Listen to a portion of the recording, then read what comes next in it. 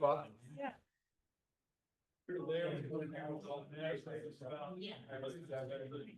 Hello, everybody. Let's get started. Yes. Welcome all. I'm the president, Phil Castaneri, vice president, Carl Muehlmeyer. Gary Bowen handles all our AV technology and Zoom. So, and forget Jim. Jim Neville is in charge of our exhibits, and he'll be telling you more about that in a minute. So, a few announcements to get started. Welcome everybody. Welcome to members on Zoom as well. We have what? 6? Yeah, there's 5 plus us. Okay. Welcome. So any new visitors today?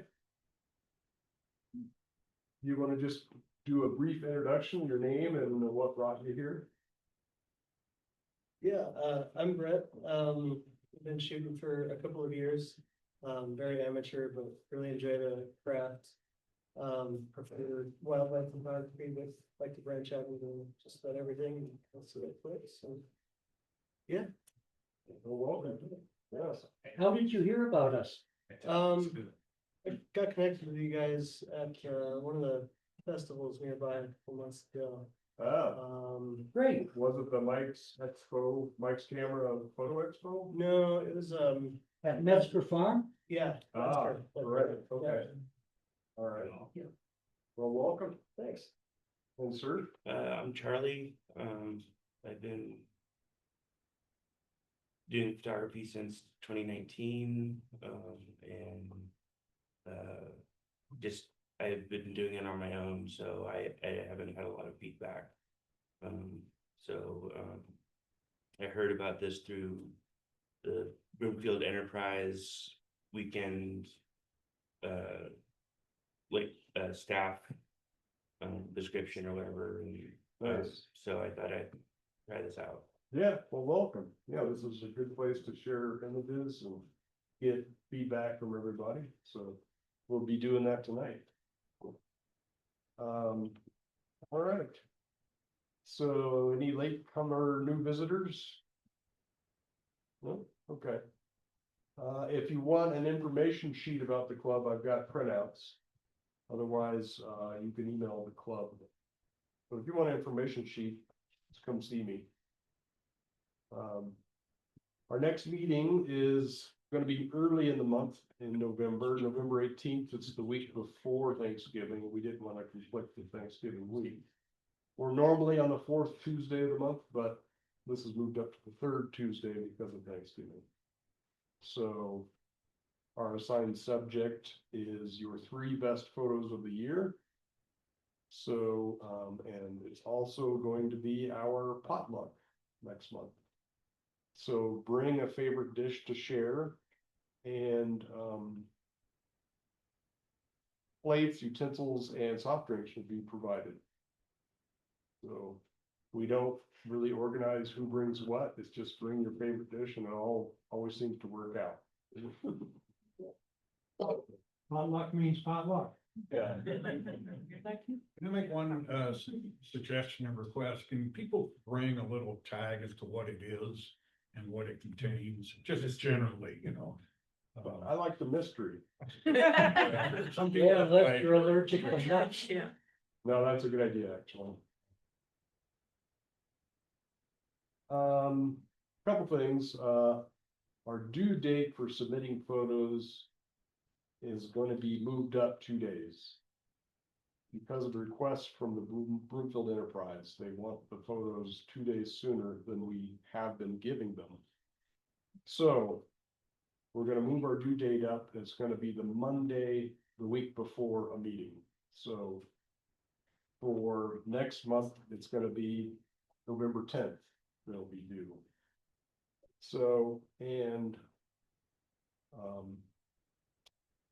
in the past, we've let it slide. If some people are late, we can't do that anymore. So it's a hard deadline. If you don't make it in by 9 p.m. on that Monday, you're not going to be in photos that month. It's just the way it is. So, yeah, So the enterprise asked us to do that, so we're accommodating them. And in more bad news, our 2026 calendar, we had hoped to have it ready for this meeting, but it's still at the printer. So now they're telling us the end of this week, so I'm not holding my breath, so we will see. But I did see a printed proof of it, and it looks very good. The color looks great. I was impressed with the color of the images, so. It will be for sale, and there's an online order form, and I'll send it in the follow-up email. And it's $20 donation. And that's to pick it up in person, or you can pay $30 to get it shipped somewhere. And they have 4 different dates you can pick up the calendars at the Brunner House. About a quarter mile from here. So, let's see. Yeah, next month's our potluck. Already covered that. We're gonna pass out, calendars to the people who have a picture in the calendar. At our November meeting then, is that fun? Yeah, that's the plan right now. is Okay. Photographers who had a photo in the calendar gets a free copy, A free copy, 1 free copy. yes. Okay, looking for more suggestions for assignments for next year, assigned subjects. So if you have any, email them to the club email address. And with that, I'm gonna ask Jim Neville to talk about our upcoming exhibits. Hey, just let you know, we have, so November is your best pictures of the year.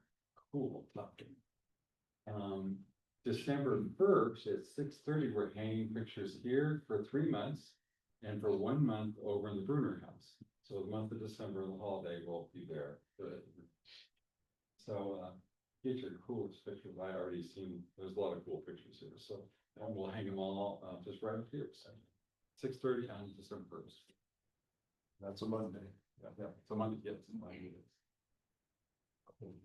Okay, so today we don't have a presenter as planned, so we're gonna do an in-depth critique of our assigned member photos. So we're gonna do that. And after we do that, we'll do a short break and then show the open category photos. But a question for you all, in the past, we've done like a round robin critique where we take turns critiquing photos. Do we want to do that again by a show of hands? Who wants to do the round robin critique? What's the alternative? The alternative is just whoever Has something to say it. has something to say. Is that not the same thing? Well, and in the past, we've called on, we've gone like taking turns row by row. Okay, your turn to critique, then the next person's your turn to critique. You know, for each photo, we change photos for each person. So. See it, say it. Huh? See it, say it. Just open up. Got it. Do you wanna just leave it as whoever has an opinion about a photo, we'll let them speak up? Yeah. Okay. With order. Don't fight. Yeah. And keep in mind, be kind with your comments, try to be constructive in your criticism of photos. Or, ask questions of the photographer. And we'll ask the photographer to introduce the photo and explain how they captured it, any post-processing techniques they used. So, and then we'll critique from there. I personally like it the other way around. Because this way you get a first impression. What do you see when you see the picture? As opposed to being biased by the photographer. So you're suggesting the photographer not introduce it? Right, I suggest that we show the picture, and if somebody has comments, we take those, and then the photographer talk about what they were trying to achieve. What does everyone think of that? Show of hands. Let's try that. Wanna do that? Yeah, let's do that. Let's try that. Right. Now, when you get my photograph, have a $20 bill and Yeah. everyone's share.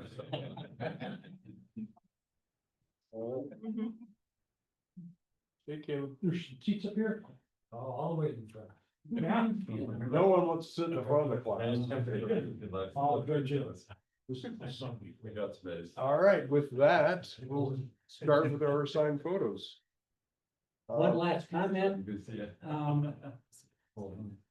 for the assigned photos that get sent to the enterprise. I have been stripping all of your EXIF data. So, Metadata.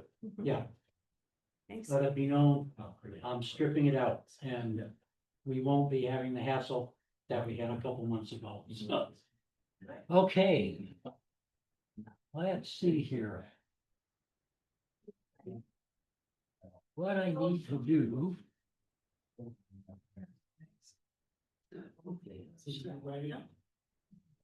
I only like what I do. I'm last. You might have seen mine. Did you? She was in summer. You did, show that beautiful one of us. Oh, last one. Yeah. And I have to get rid of my screen here.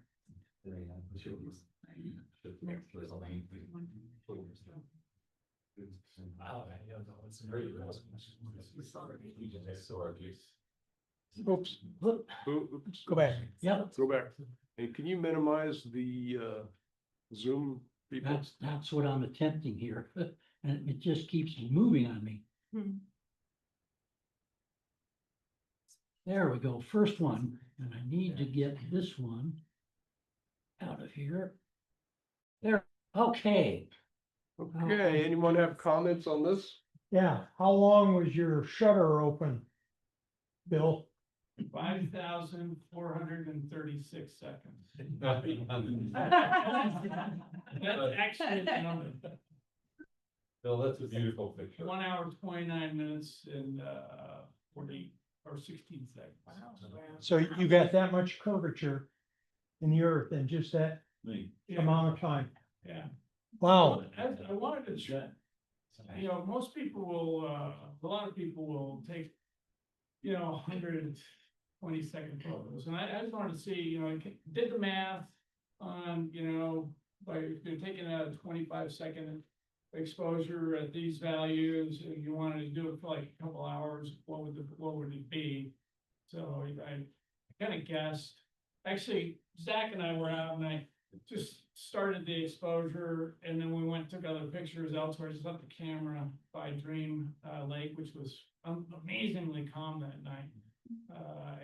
When I got back, killed a bear with a knife like Davy Crockett.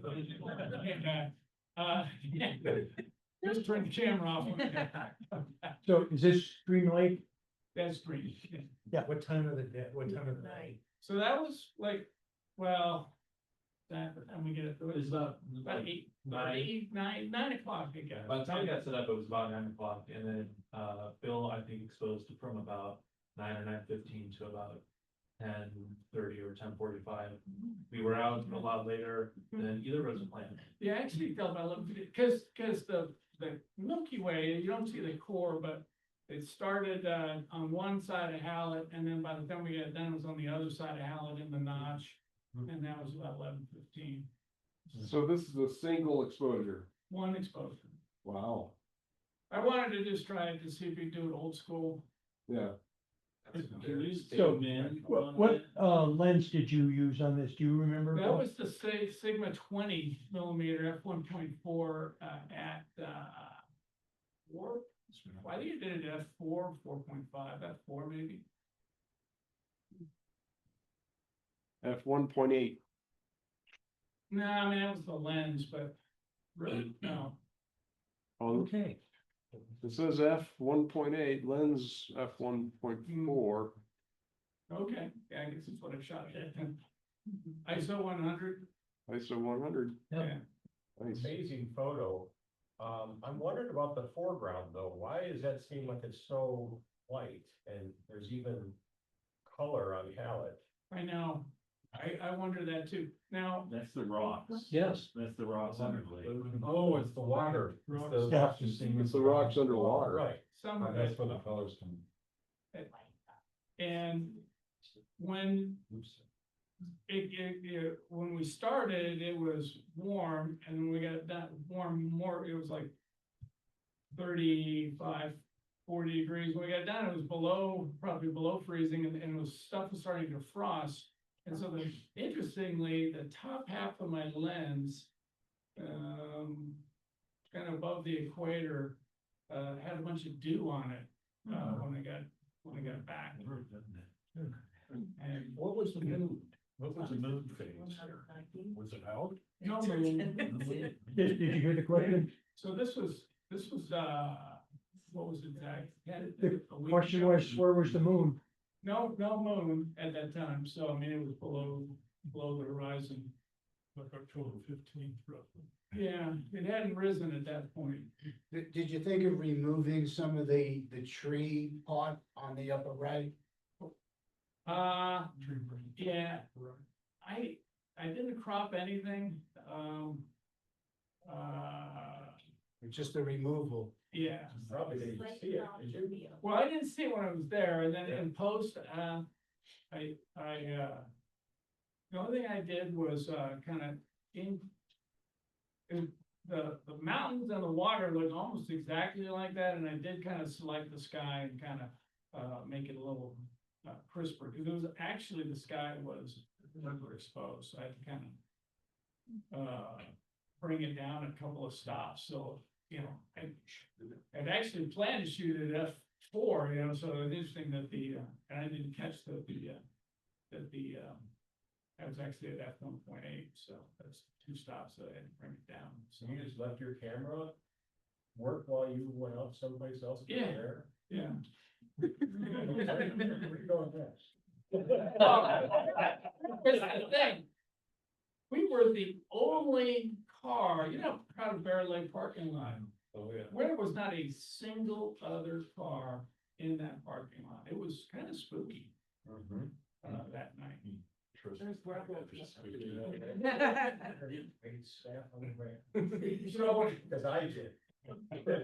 when I went to the other spot and I was on the shoulder, I kept listening for the twigs, and I didn't, Zach was in a different spot. Make it painless, whatever you do, Mount. Can you zoom in onto the stars trails there? Thought I saw. Yeah, it's almost like there's little breaks in them. Satellite or something crossed. Yeah, there's satellite trails in there. There Oh, are, yeah. but it's very, there's like very, you I know, did hit it with the texture a little even, bit too. even, you know, So, even breaks in it. It's almost like it's. Did you lay down your tread lot? Yeah, it's a little jaggedy. Yeah. No, I didn't. Yeah. What caused that? Oh, the little zigzags in the. The little dots or satellites or yeah. planes or something, but Yeah, that's a satellite. like in all of the trails, it's like they have little sections. All of them have sections instead of being a single point of light the whole way. I'm just curious what Yes. caused that. The camera shake, I don't know. Well, it could have been, I But- mean, I had it sitting in the water, there wasn't much wind. Like it's so often. Yeah. On the satellites, the lights blink. Could that be the? Well, but I could see that for some, but it's almost, it's like, if you look at the brightest sections, Star they're trails. broken in even sections, almost. They're Yes. Lengths of the, Zigzags. that's not raining. No, it's segmented. Yeah, I'm just curious what could have caused that. It's almost like it was a stacked image where you're missing frames or something. But wouldn't it?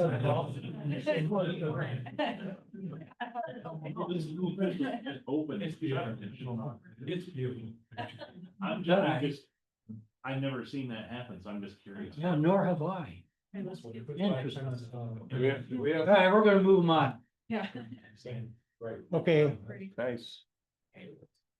Any comments on this before the photographer introduces it. It's in a place, it's in a place, it's a Milky Way over a known place, it's a beautiful, it's framed beautifully.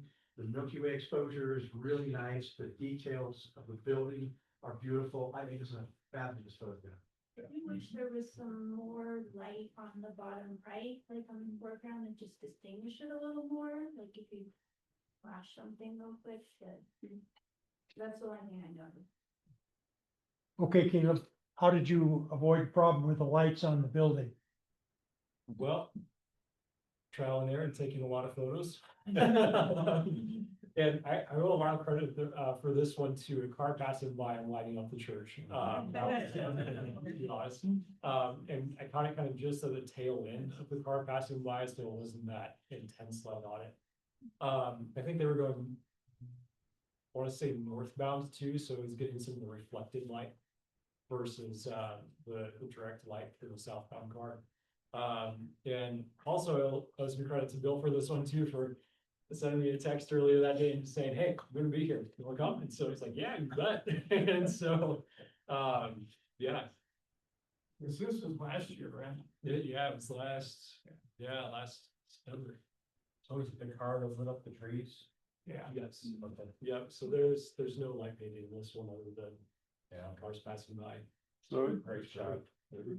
How long exposure?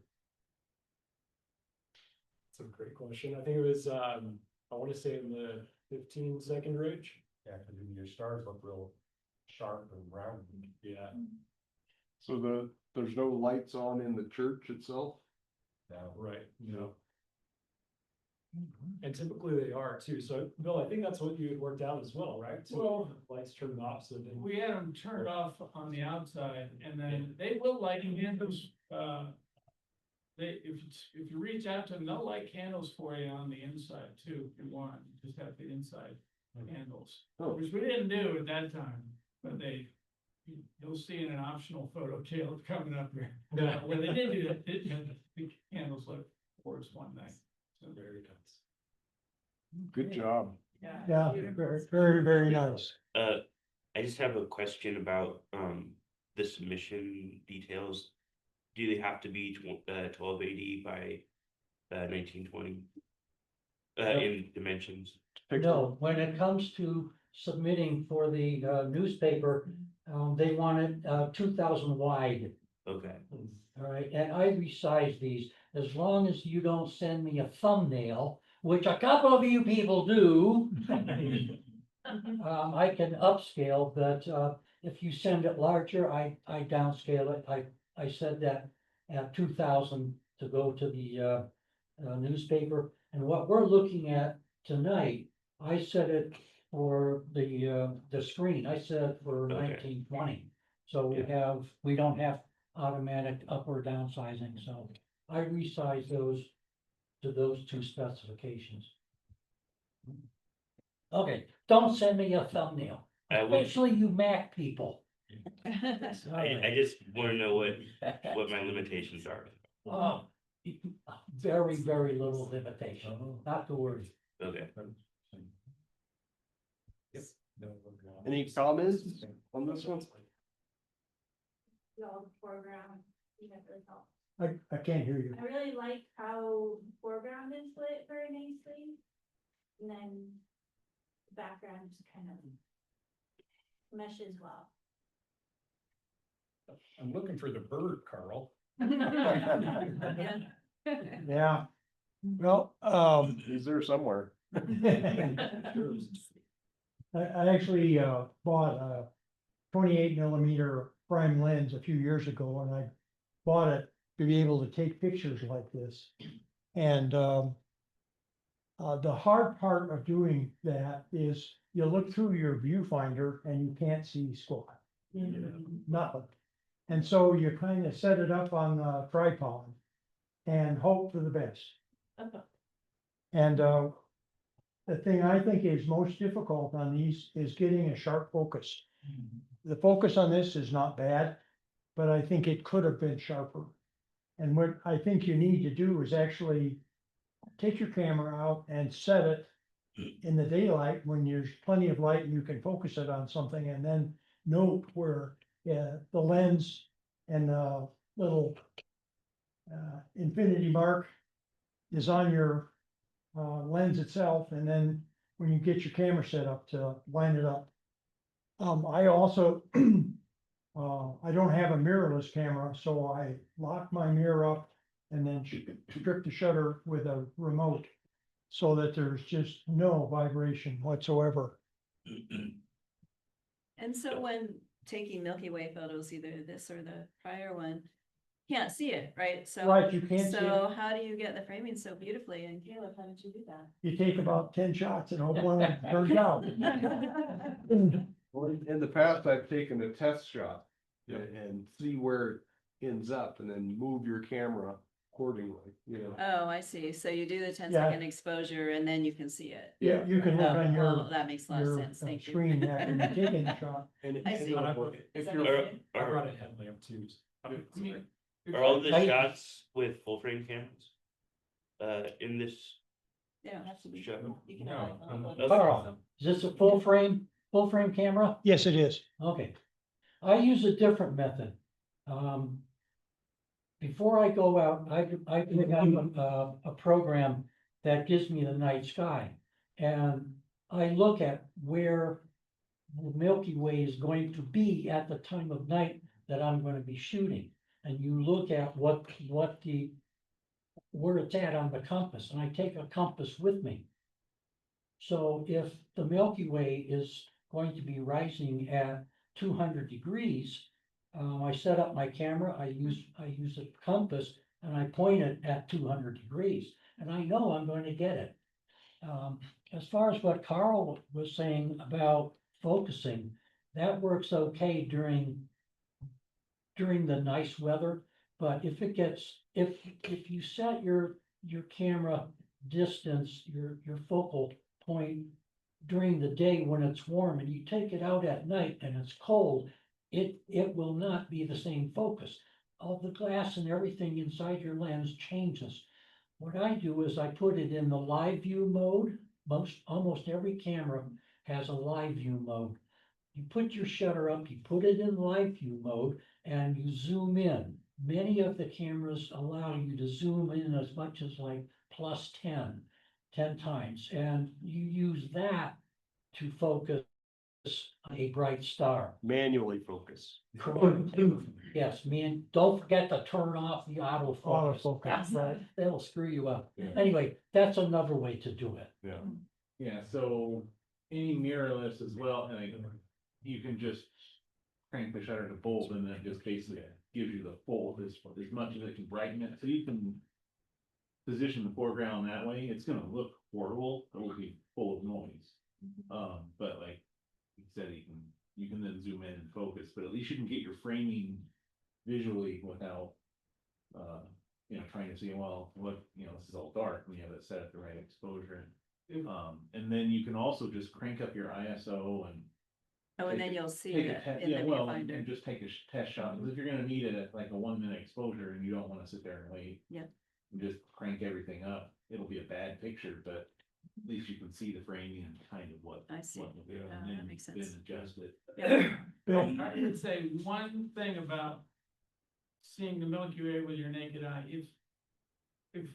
if it's a good night, like when Zach and I were at Dream Lake, we were very careful with our night vision, and you could see your own shadow on the ground from just the stars. And we could clearly see the Milky Way. But yeah, it takes 30 minutes for your eyes to adjust. So if you play with your phone, or use a bright headlight on the way up, or if you're not using a red headlamp, 30 minutes later, you're gonna see it. If you keep looking at your phone or some other white light, you're not gonna see it. Right. And if you get away from city lights, you're more likely to see the Milky Way. Right. Well, you never see it. See, Yeah. Portal 3, Portal 2, you'll see it. Get out into real dark stuff. What time of year was that picture taken, Carl? it was taken in July 2 years ago. You know, we normally ask that these photos for this be taken within the previous year, but I didn't have anything better than this for this time. The Milky Way is upright, Yeah. so it's middle of summer. I like that you got the grass with the snow and the stars. Yeah. It's a pleasing, color gradient. The first nebula looks great. Ooh, I love that. Fun. fun by the campfire.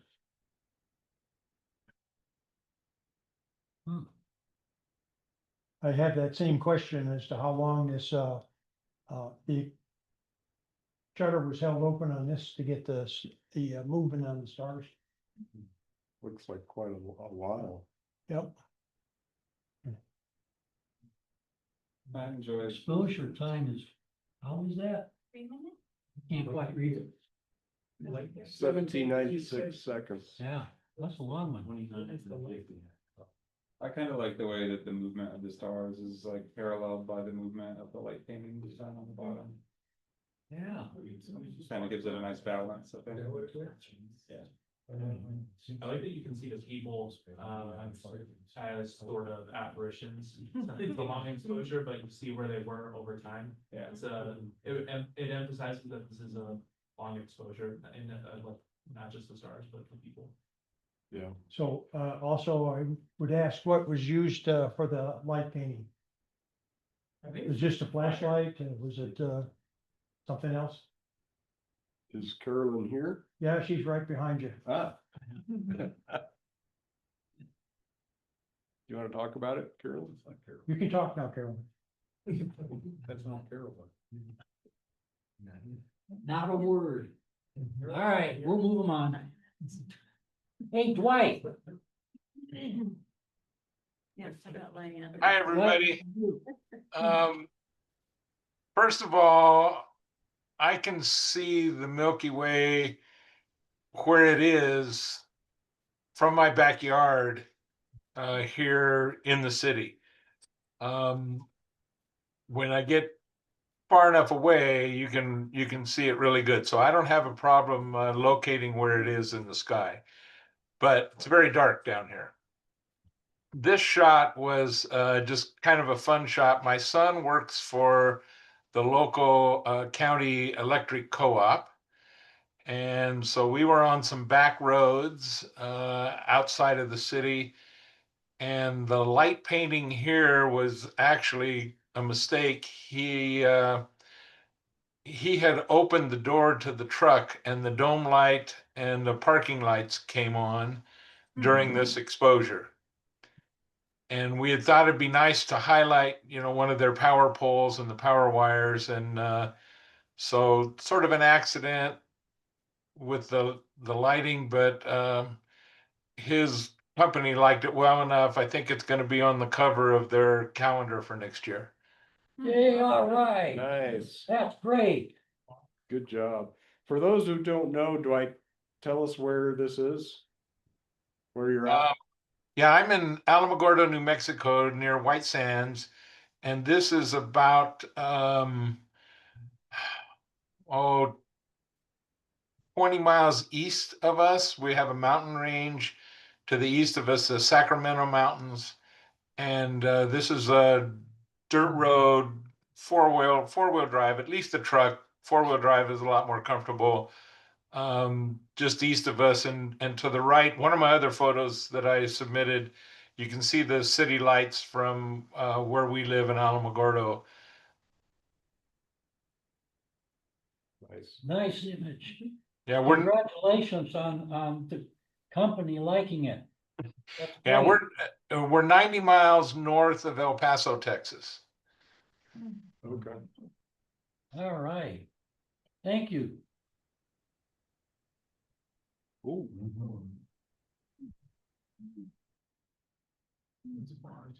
So it looks like the moon and a planet of some sort. It is. Yeah, I would say that Mars being polluted by the. It's red. Must be Mars. Got it. Looks like a cheese puff.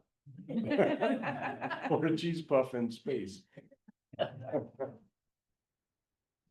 Gary, what did you try focusing on there? The edge of the moon. Yeah, this is the occultation of Mars. That is Mars, and if you had it on a better screen, you can actually just barely see the white polar cap of Mars. I've never been able to get such a good shot of Mars, so I was very pleased with the way this turned out. This was a whole series, and this is right where Mars was kissing the edge of the moon before it went into full occultation. What lens? Oh, this was a Sigma, 150 to 600 on a 1.6 crop. So this is at 960 millimeter effective, Nice. and it's tightly cropped. How long of an exposure? Pretty fast? These are real, I don't know if I have it here. It's short, Yeah, the moon is so bright. 1/3000th of a second. That's fast, yeah. That's fast. ISO 400. Mhm. Huh. Well, the moon is so bright, Yeah. you know, you Yeah. can do that. Zoom in again, please. Sure. Gary, did you use a remote to shoot this or like No. a countdown timer on the camera, or were you holding the camera the whole time and just super stable? I have a gimbal mount on a monopod. So it's actually semi-handheld Wow, because I'm holding the monopod. that's impressive. That's good shot of them. Thank you.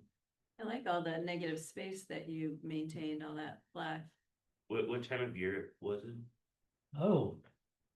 When was this? Oh my gosh, look that way, I like it, yeah. There you go. 12/7, March, yeah, blah, blah, December 7th of 22. Nice. Is it better in winter to do these kinds of shots, like when it's cooler, or I just was wondering about like atmospheric haze or stuff like that. Atmospheric haze is a big issue.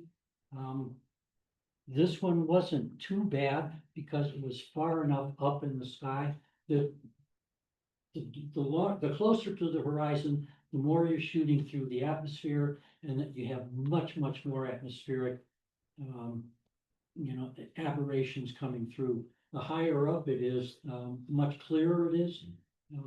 This one was probably shot at about a 40-degree angle, 35-degree angle. It wasn't too bad. And you get what you get. I was lucky that it was a nice day, nice evening. So many evenings you got a high thin clouds, it wouldn't have been like this. I even managed to get the rings of Saturn one time because it was cold enough and clear enough and there was very little atmospheric disturbance. So, but that's not normal. Yeah. It's much better in the mountains. If you can go up into the mountains, it's way better. Okay, Good job. thank you. Mr. Minor, Gary Minor, is he online? didn't see him. No. That's somebody's headlamp? Looks like, yeah. Yeah, Brake lights. yeah. That's Iceland. Northern Lights in Iceland. Nice. Wow. Or like, yeah, I don't know much about like aurora shooting. Like, is it a shorter exposure than like for the Milky Way? The aurora moves a lot. Yeah. If your exposure's too long, it's not sharp, Yeah. it's blurry. You could shoot with that much light, if you shot with your ISO high, you could shoot a 4-second exposure if you had a good high open aperture lens. Okay. The longer you shoot, the smearier it gets. It moves, it's amazing how much it moves. It moves like curtains. And you just watch it go. So can you tell me the same? Yeah. So this was a 20-second exposure at f2.8. ISO 1250 Wow. and 20mm lens. That's nice.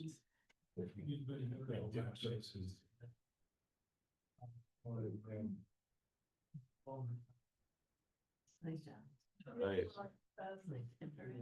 Is that infrared? Looks black and white. It's Okay. color image, 9-image focus stack.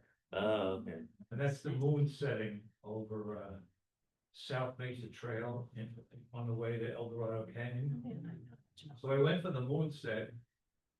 It was last December. I got out of my car, it was 14 degrees, it was freezing my blood off. But I found that tree and it was spooky, and I had enough light, because it was maybe an hour before sunlight, so the sun was starting to come up a little bit.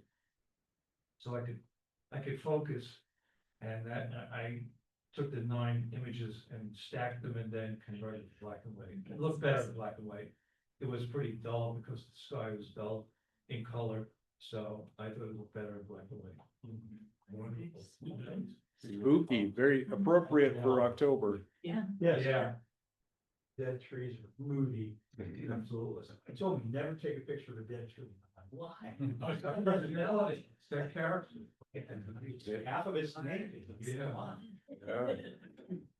I'm curious why you opted for the focus stack versus the high aperture. I always do focus stacking, it's something I do. Yeah. I always carry my tripod, and if I'm doing landscape, it's gonna be a focus stack. That's just what I do. So does your camera automatically do that, or do you? No, it's manual. So I have a mirrorless, so I just touch the screen from close to distance. How many stacks did you do? There's 9 images in that stack.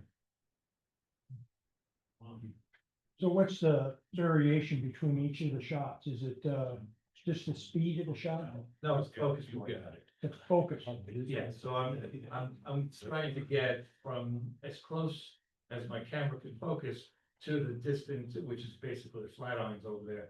So I'm moving the focus point out so that if you blew this up on a big screen, you could see the individual leaves of grass and probably the pebbles on the flat irons, you know. So what was your ISO or no, your f-stop on it? I always shoot an f8. F8. I would say 98% of the time I'm shooting f8. And it's a half second exposure. Was it actually at night? It was right before dawn, it was about 5:15, I think, 5:18. Does it matter if the lens focus breathes?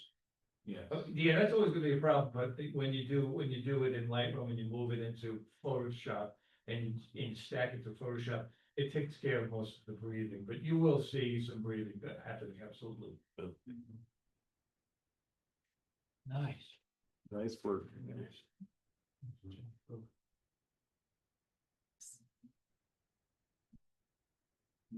Yeah, this is something I took in my backyard. Yeah, I don't have a telescope or anything like that, but this was with my 800mm lens, so closest I could get. Just handheld, and then after that, I just tried to edit out some of the haze and other stuff so you could see the features a little bit better, increase the contrast, stuff like that. But it's kind of fun to see the craters and the mare and stuff like that. Yeah, Yes. nice and sharp. How high up in the sky was it? Do you recall? Probably about like 30 or 40 degrees, I would say. Okay, yeah. Is it taken in the morning or night? This is in the evening. Evening? Yeah. Couple months ago, I think. Right. Yeah, I don't have a lot of, thanks. I don't have a lot of nice stuff, so I had to pull something out of the bag.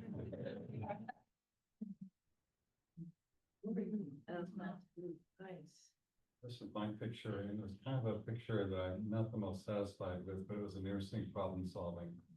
So when you shoot Milky Way pictures, you do it when the moon is a new moon and it's set below the horizon.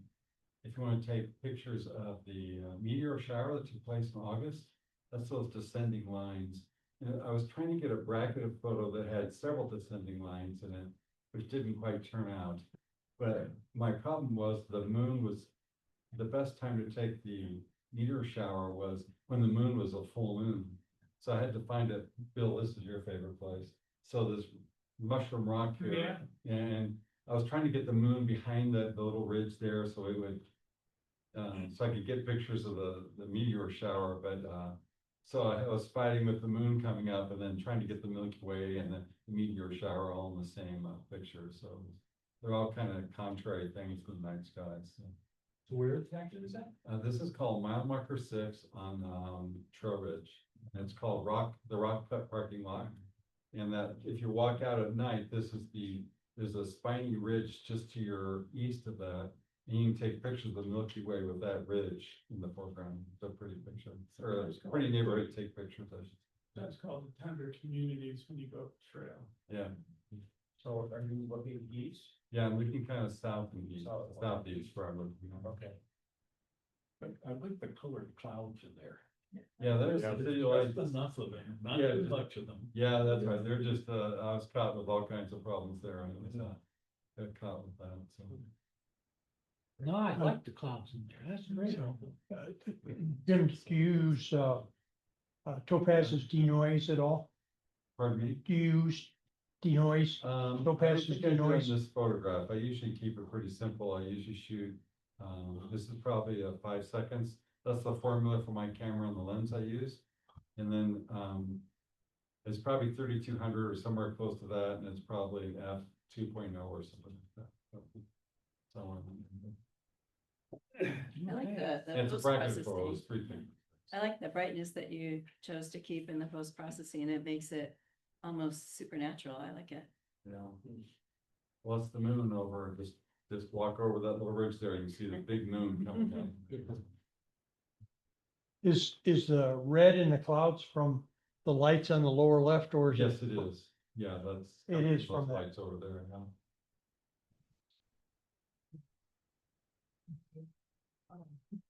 Oh, that's pretty. Wow. That's Alstrom Point in Utah side of Lake Powell. The lights in the distance are Page, Arizona. Alstrom Point, about a 30-mile 4x4 ride to the edge overlooking into Lake Powell. This was late April. I wanted the Milky Way laying down so that it would parallel the reflection, maybe I get some reflection in the water. I camped there, set up and camped there. Took shots during the day to kind of play with compositions. I have photopills to show you with an augmented reality, where the Milky Way would be. So you can figure out exactly what you want and where you want it to be. Just kind of hung out. So I have a question. Is this the water level here? No, So that this is above water and this is below water? that is no, that is not, that's a shadow. It's a shadow. Yeah, there was a shadow, yeah, that's a shadow that was on that rock. The water level, when you see the darker, there's reflections in the water is way down. Water in Lake Powell these days is like, well, it's more of a Colorado River than it is Lake Powell. Yeah. So you can see the little rivulets of it, that finger of rock that you're seeing, that's a discoloration of what's, some light reflected on that. It's not a water line. With the light, how did you get that light on that rock that lit up like that? That is just ambient light from the area.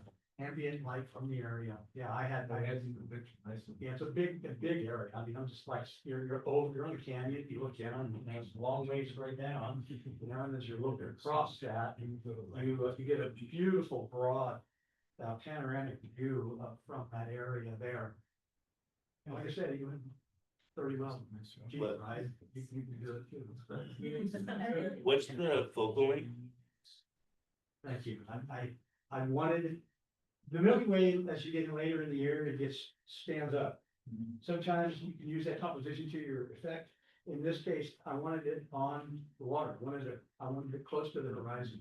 I had a couple of, I didn't include in this, that I took from Little Grand Canyon in Utah just this year, and I literally laid the Milky Way in the Grand Canyon.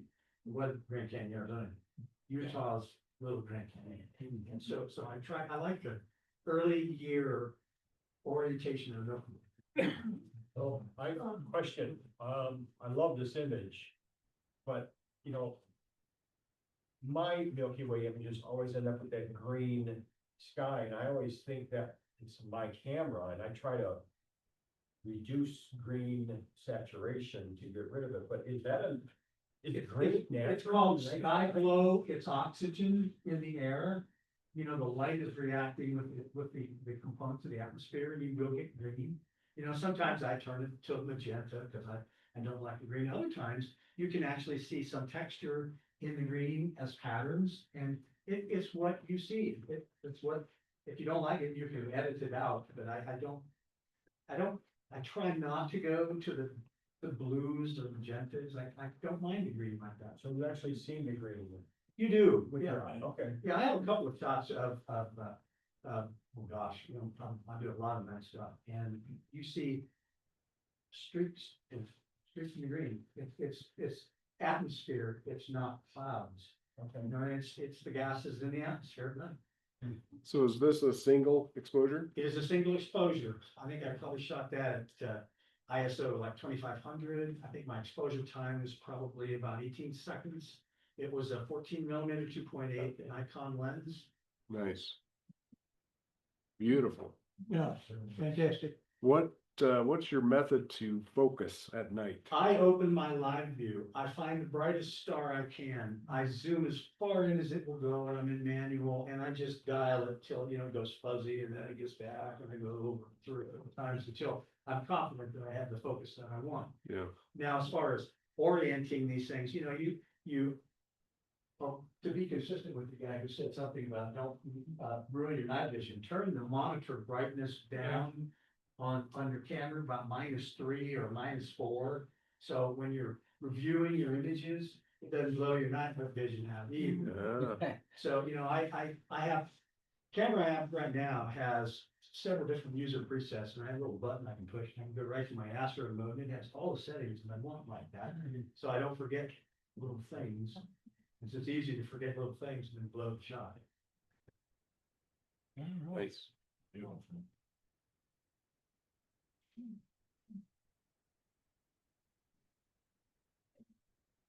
Joe's up here? Joseph here? No, I don't think he's here. Interesting shot.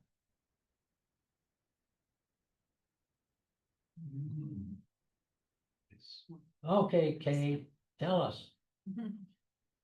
Well, I cheated on this. This is, in the middle of the day, color. So I don't know, I decided it would be better in black and white. It looks more like night, I think. And, I like the detail in the moon. It showed up better in black and white. I like the upward leading lines, right at the moon. Yeah, and you're at Lake Powell too. Oh, weird. Lake Powell. Yeah, the composition's great. And then triangle. Good eye to capture that. Yeah, it's great composition. There's the baby bear on the far right. Oh, You're right. Baby bear, what? Golden bear. It's like right there. I can't get it to stay for me. Yeah, that's all right. Nice shot, Kate. It's that curve, yeah, shadow, what is that called? Yeah. Yeah, it looks like that, it looks like that, doesn't it? Amazing. Tell us, she's online. Hi, can you hear me? Yeah. Yes, we can't hear you, Kelly. So this was taken at the Mars Desert Research Station in Utah. And I would definitely do it differently if I could do it over again. I wasn't really paying great attention while I was taking these shots, and my focus is definitely a little bit off for the foreground, and I had my ISO pretty high, so the original photo was very, very noisy. So I did some denoising and post-processing. And it was also pretty windy. There were some big gusts of wind that night that were definitely causing some vibrations in the tripod too.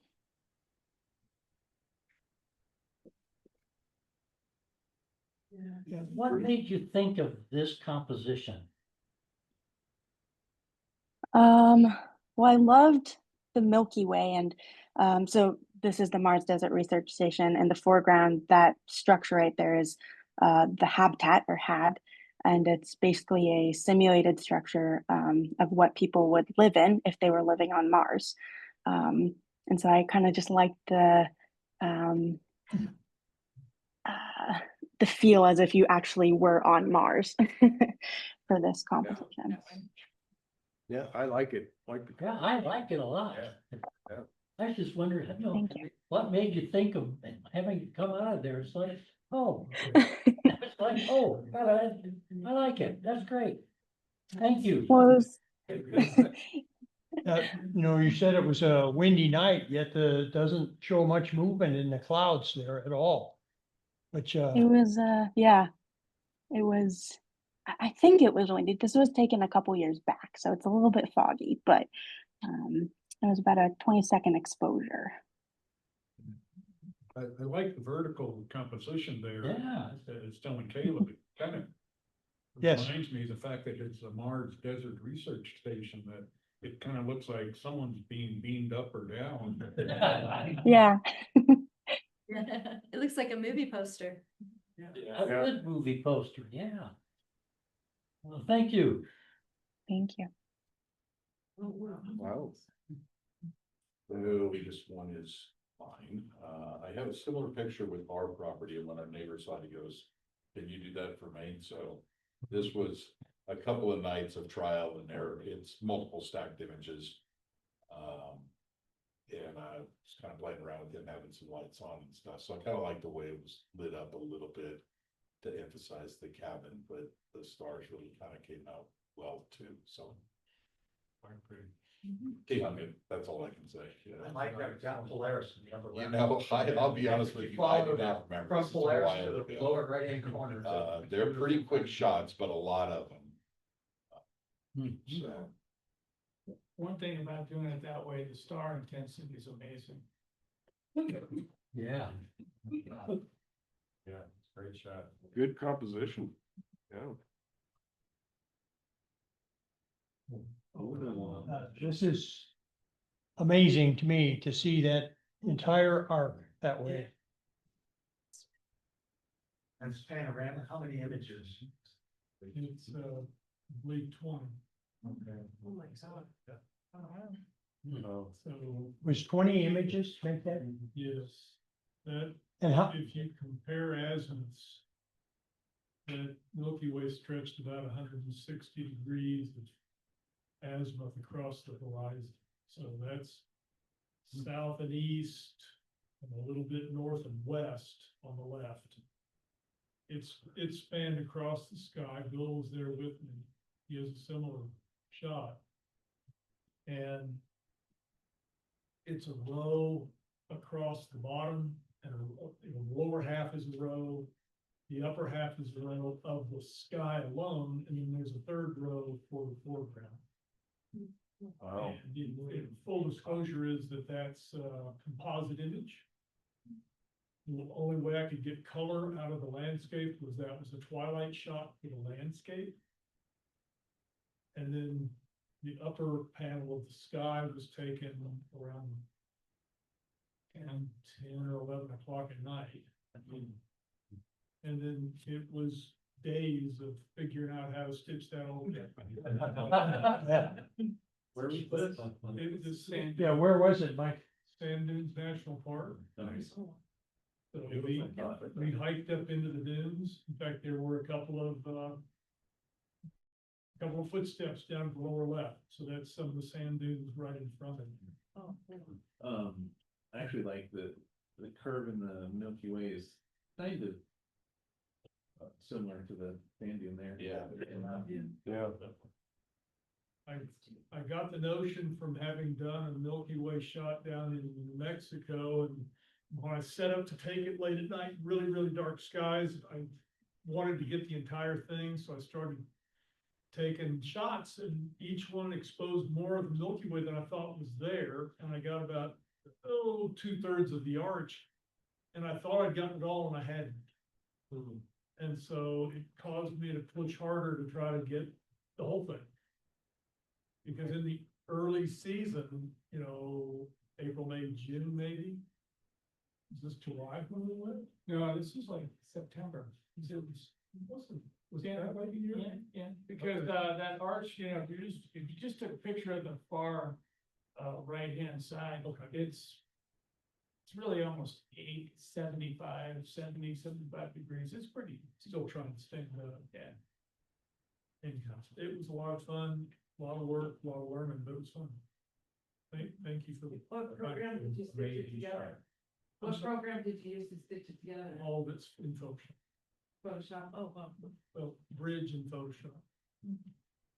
It took some real figuring to get the sequence down right on kind of what the when. amazing. It was all. And that was another night, you could see the shadow, your own shadow from the stars, they were so bright. We could definitely see make out the Milky Way with our eyes. Not in its entirety, but you could follow it across the sky, so we knew what we were in. Great. Yeah, that's an amazing photo to me. Yeah, it was a stunning photo. Can I give a little tip if you can't see it? There's a formation called Scorpius. It's a little pincher, it's pinching right. And it's down, it's always and its tail goes down. That's where the Milky Way starts. And as it comes across the sky, it finishes with that little W called Cassiopeia. So if you can find those two, that's the arch right there. With Cygnus in the middle. The swan.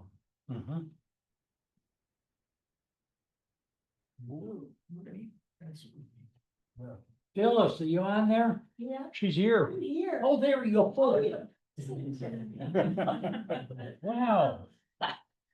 She's So- here live and in person. I've been stuck using my camera, so this is my phone, so this is just a phone shot, and it was the full moon not too long ago. I like your composition on that. Yeah, Yeah, I like this. I think the composition is really cool. Like the framing of the trees. Yeah. Nice silhouette, yeah. So how do you like shooting on your phone? How do I like it? Yeah. It's actually been better than I thought. Maybe for next year, we should do one session.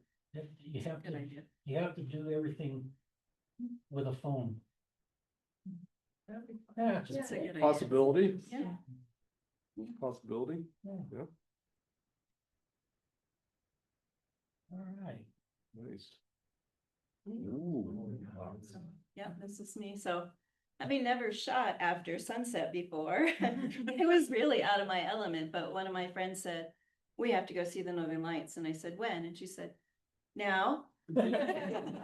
So we went to the Yukon, and this is Whitehorse in the Yukon. And so I frantically read all different instructions of how to do it and bought some winter gloves because it was cold, and it was pretty cool. The lowest aperture I have is f4, so this is f4. It probably is fairly noisy. It's probably 10 seconds maybe. And this is at a lake called Fish Lake. Yeah, it was really cool, and I was amazed that, of course, it doesn't look anything like this when you're actually there. Yeah, because I had never seen the Northern Lights before either. So my first try. What? Is that off the Dempster Highway, Fish Lake? It's Dirt not, road? it is off a dirt road. Yeah, the Dempster Highway. It's not too far outside Whitehorse. It's north of Whitehorse, but not too far. You can still, be back in time for last call. So did you feel like you can see? No, it looked like clouds moving in the wind. Okay. But I have a mirrorless camera, and it looks just like that in the viewfinder, as you were saying. When I say I'm gonna take a 10-second exposure, it looks like that, which was very helpful. Well, great job for your first try. My first nighttime picture. I like how you can see the landscape clearly. And you Yeah, still got it- a lot of stars in there too. Yeah, What time was it? a couple weeks ago. Oh.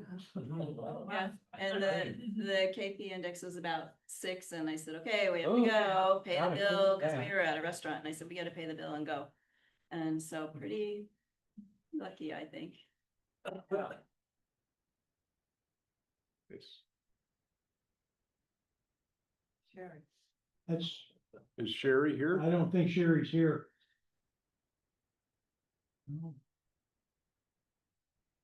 Spooky. Some good shots for this time of year. Nice. Okay, Tim. I thought I was supposed to wait for the end. Yeah. No, you're gonna start it out. So this is up on the tundra, looking east. And that's either Longmont or Estes Park city lights. Actually, you know what? No. So this is 90 minutes before sunrise. And I just love the fact that, you know, that pre-dawn light was so warm. And yet, as you go up, the colder and wispier and I don't know what stars those are. Maybe Venus is one of them, I guess, and planets, but yeah. How recently was this, Tim? Pretty recent. No, this was a while ago. A lot of times you'll see Venus and Jupiter, you know, eastern sky. There's an old Eagles song, Old 55, that talks about the stars are beginning to fade. And I thought that kind of fit this picture well. I love the combination of there's the start of that transition there too. You don't see it often. Yeah. So. Yeah, or I guess another would be, one of the starlights last leaning, you know, could be a title one. Nice. Nice. Nice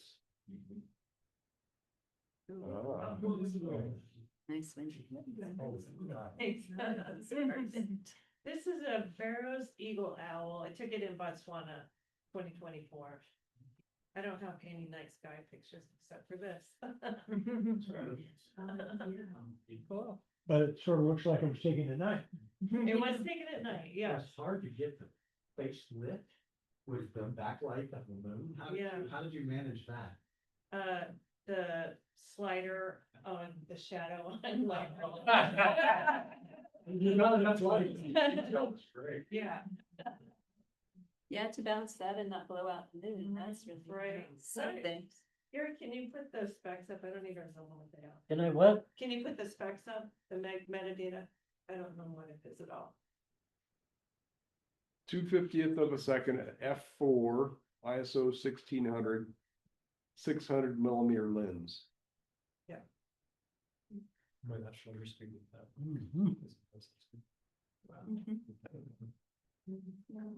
Oh, that's a great shot. Great shot. Yes, It's a giant owl. Yeah, they're enormous, yeah. It's kind of neat how the shape of the owl kind of, the curve kind of matches the moon there. Notice that. Yeah. So I had two images of it. I picked this one because I like how the stick went into the moon. But yeah. Cool. That's here, isn't it? Wow. Yeah, that's Colorado.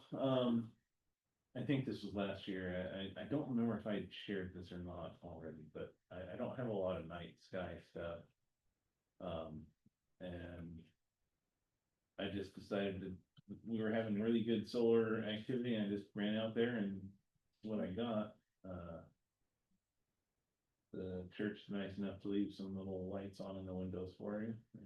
Where's this? The Abbott Church. It's are way- these northern last- lights? Yes. They are. Near last chance. Is that in the way on 285 or 287? 36, I think, isn't it? Oh, Way out there. Okay.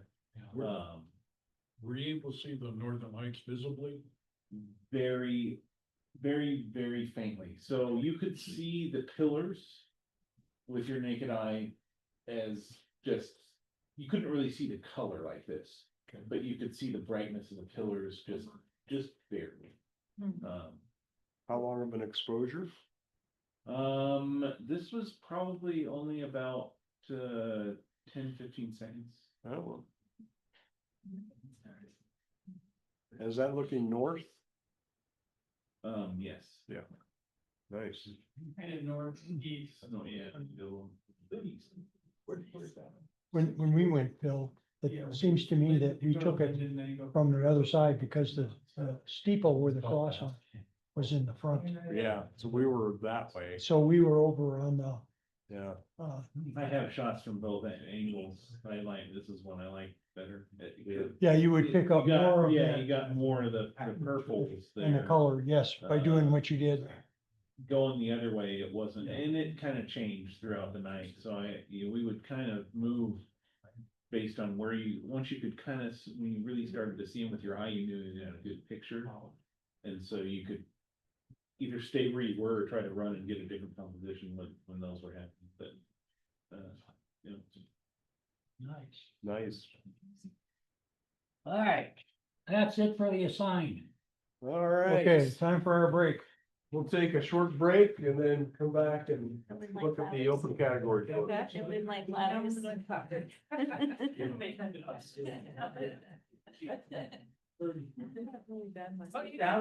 Decided to go to the. That's not true.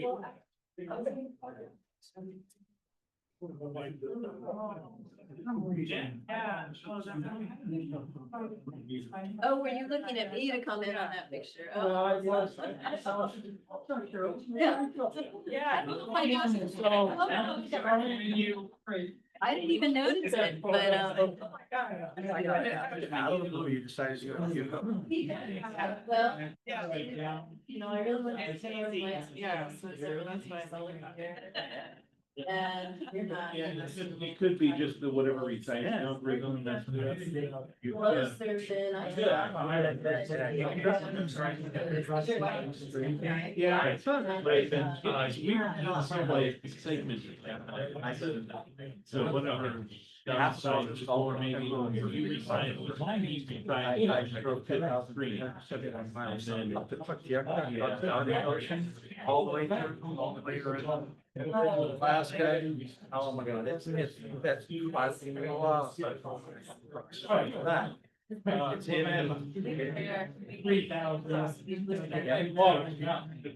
Take a walk. And so my wife and I drove, we had a pickup truck, we drove the trailer, we put a rooftop tent on it. And that drove the trailer in Dawson City. Tucked jet up on Dawson Highway. You're eight nights sleeping in a rooftop tent.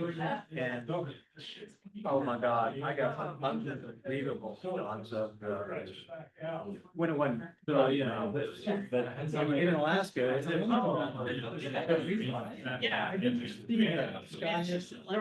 but in Yukon and it's we have still passed this. Yeah.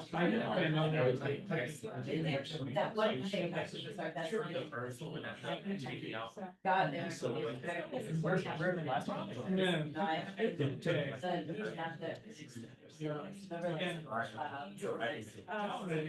Yeah, there's a yeah, that's the blue I was using. Yeah, it's cool. So much.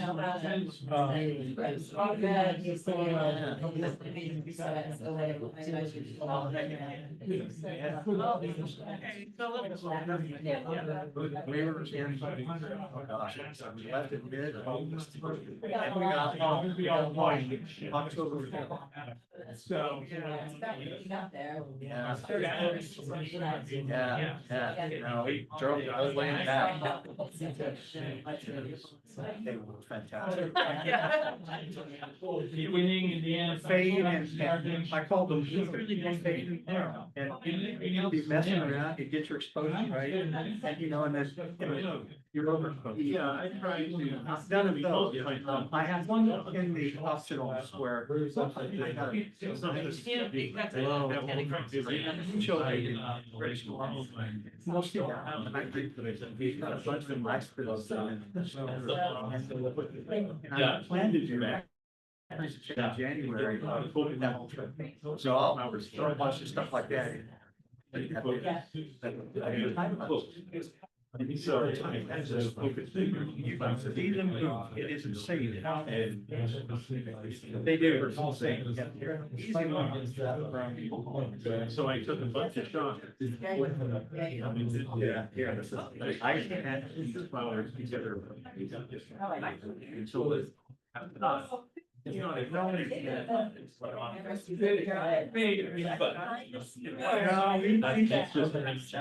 we saw, I could see the ones that we saw were sort of too, and everything had green. Yeah, that was. Yeah, it was never seen how much they moved. Yeah. And we were sometimes.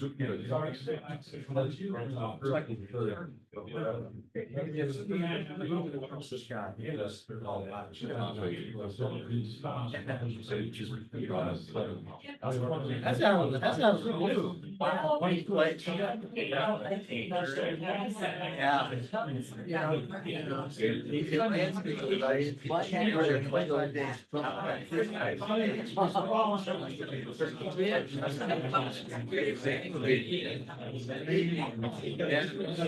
I love it.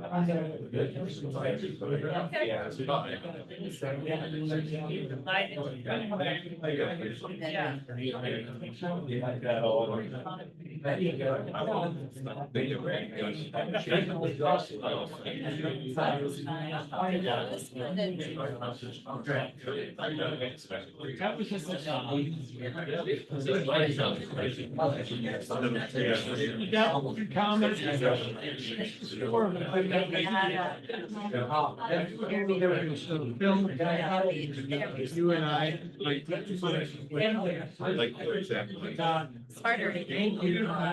Yeah, well, I mean, the angle, Andrew's shot like is different than that. We stayed for him. So he must. Again, so there's.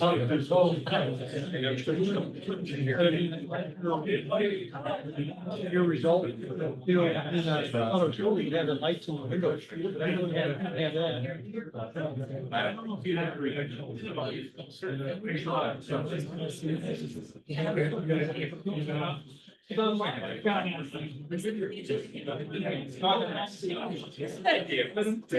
No, but I'm not the guy.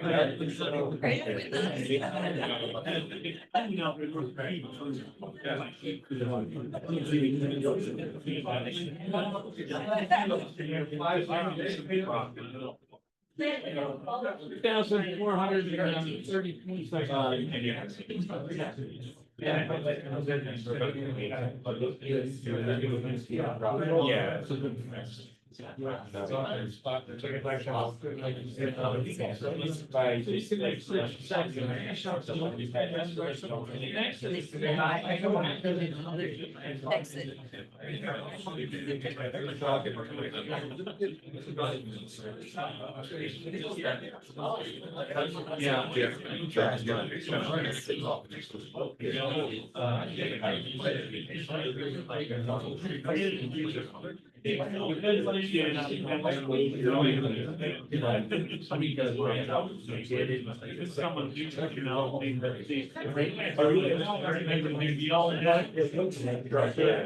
That was fun.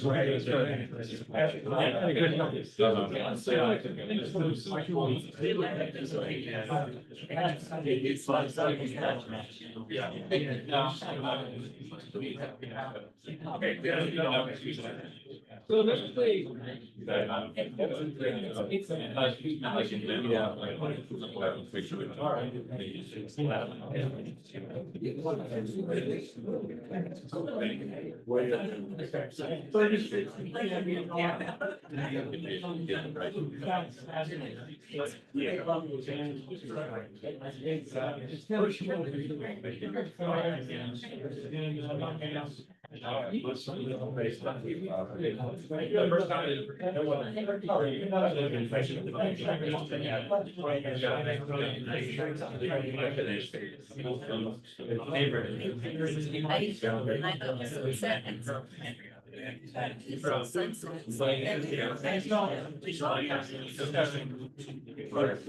Yeah.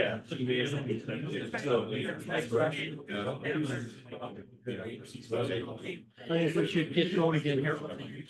Yeah. Yeah. It's not as big. Yeah. But it was still a lot of fun. Yeah. I read a lot about how to set my camera. Yeah. Yeah.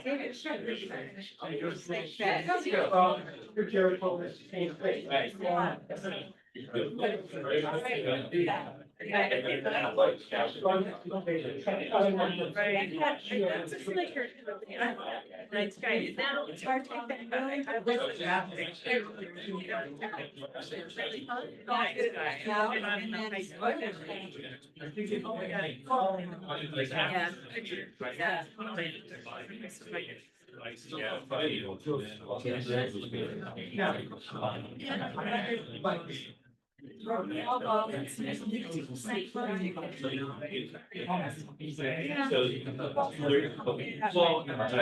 I bought these at Dardana. So I got them at yeah, I didn't buy any for other shoes, but it's like, right, yeah. It's like our guys. Oh, yeah, listen.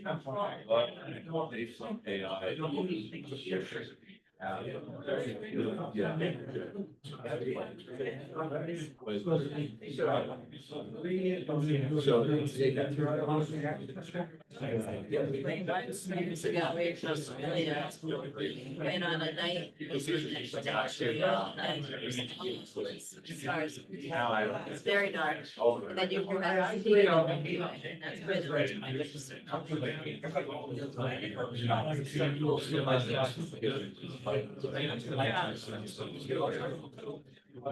Oh. Lights too. So, me, I don't know what I have any class.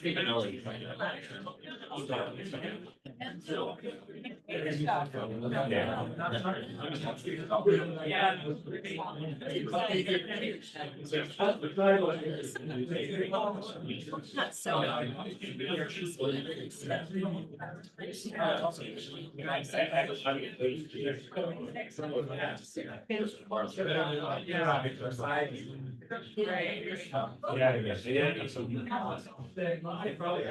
Yes, I'm. I guess this one's a waste of time.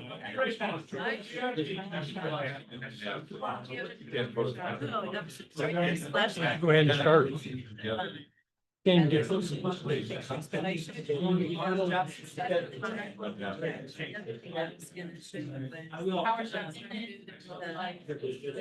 let's get started looking at the categories.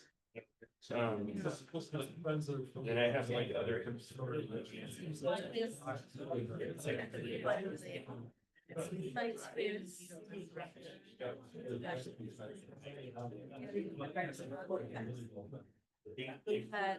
a picture of the setup, so you might see it, and you had strobes. Put your camera on a tripod. We're not going to spend as long on each of these photos. We'll just let the photographer introduce it and any short comments after that. So we don't want to spend as long on these open categories.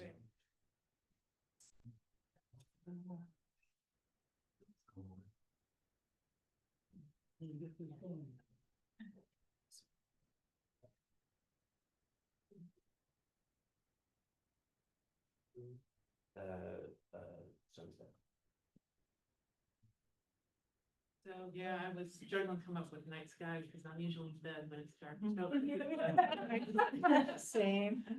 So this is sunset from Festin Hohen Salzburg, the castle up from Salzburg, Austria. Oh, and this is taken with my iPhone. Yeah, for an iPhone shot, it's very nice. Yeah, that's great. Great shots. Hey, Dwight, can you hear, or can you see this okay? Yep, looks good. And I think it's very nice. Leave off the iPhone part. I think I may have just cropped out the little, Yeah, I noticed that now. Didn't notice it. Yeah. Which at the bottom. Yeah, at the bottom there. Yeah. Yeah. That little building right there. Yeah. Neat though. Caleb, this is my homage to you. So, about a month ago, and there was a mass going on, and again, a car driving by, going the other direction, Caleb. This one, that car was going south, and it did a nice job.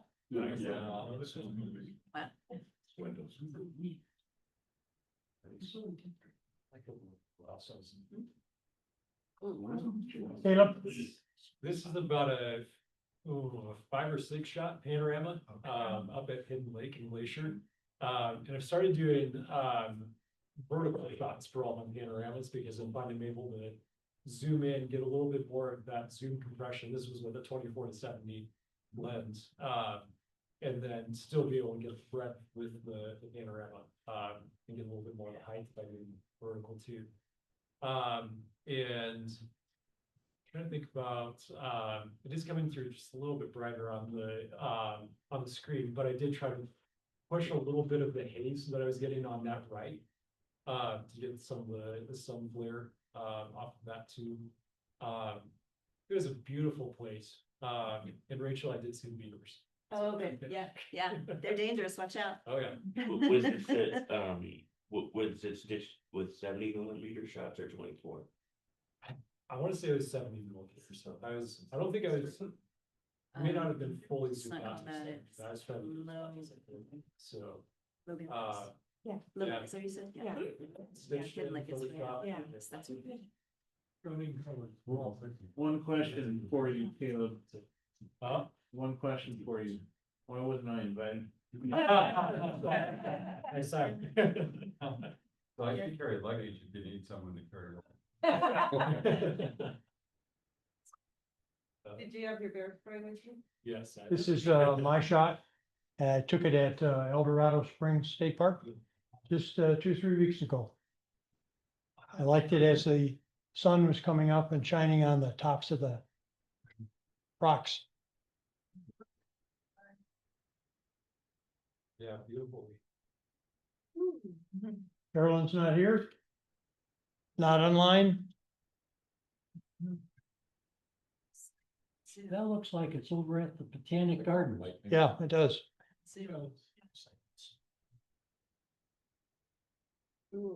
Dwight, you're up. Yep, this is one of my very first Milky Way shots, and I light painted the trees, which were about probably they were probably 200 yards away, and then caught the shooting star there to the left. So I kind of like this one.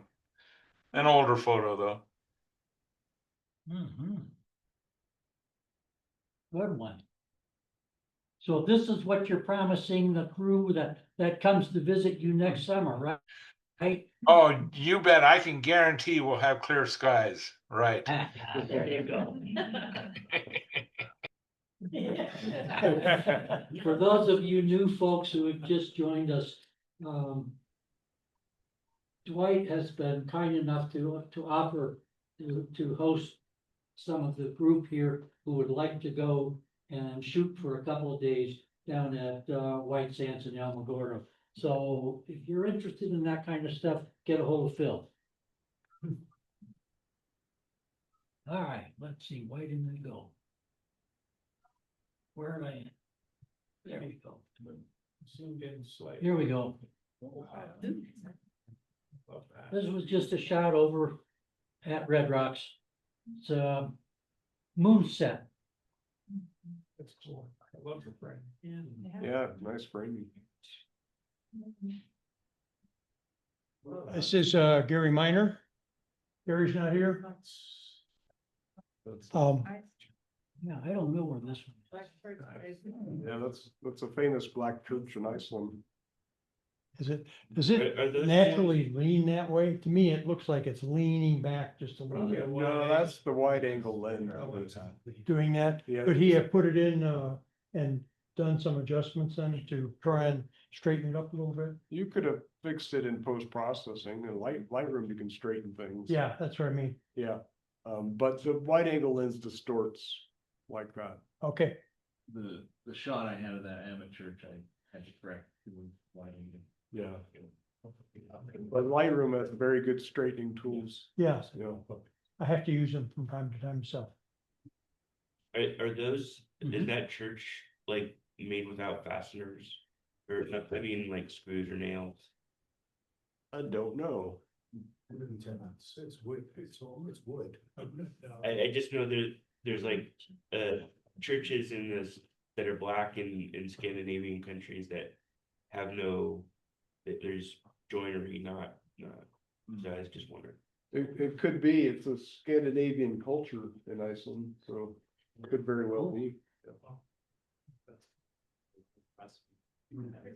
Harry, That's the Portland Headlight in Maine. I was up there, my daughter's getting married up in Maine, so we went to visit. Just showed up, I was lucky to show up at sunset and that boat, so I go across with a cruise, a bunch of people on there having a good time. Is that bracketed? That's a single shot. Look at the balance you have. I didn't have my tripod because I was traveling to Maine, so very shy. Earth and sky, That's and dividing line across with kind of a balance almost from like a diagonal symmetry. Yeah, and that boat showing up was really a nice. You just took your items. You get that glow coming through the sails. Beautiful. yeah, turned out very nice. Charter the boat? I wish. Don't you?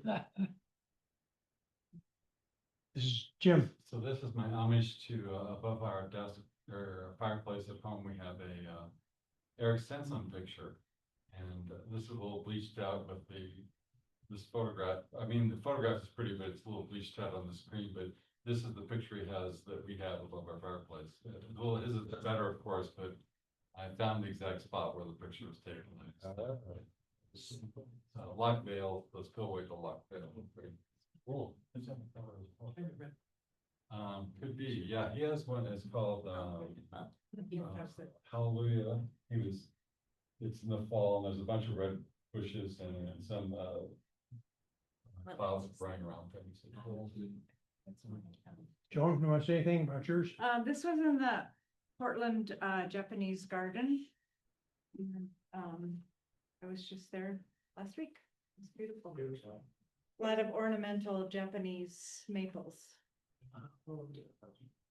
Great colors. I like that composition, how you put those. section. Oh, this photo reminds me, one other thing for, especially for the new folks. If you want to have an image that makes it into the enterprise, you cannot have a watermark. They will not accept a watermark. That's the Orion Nebula. Wow. Yeah. Shot at 400 mm, 25 seconds with Star Tracker ISO 640. I shot it last March, air is clear, Orion is right over the head, early in the evening, and it's not, I shot a bunch of them, trying to experiment with stacking, and quite honestly, I thought sharpness, colors, and everything else didn't really get any better. You stack 30 pictures together, and I fell in love with that one. That's a single frame, that's. Single frame. That's great. 400 mm on the Z8. How much did you crop? Sorry? How much did you crop that? Is it cropped in or? It's cropped, yes, it's cropped. It's probably 50% cropped. Yeah, oh, still. And it's still sharp. It's fabulous, very impressive. Nice. And this is Joe Lesso, and I don't believe Joe is here tonight. It's nice.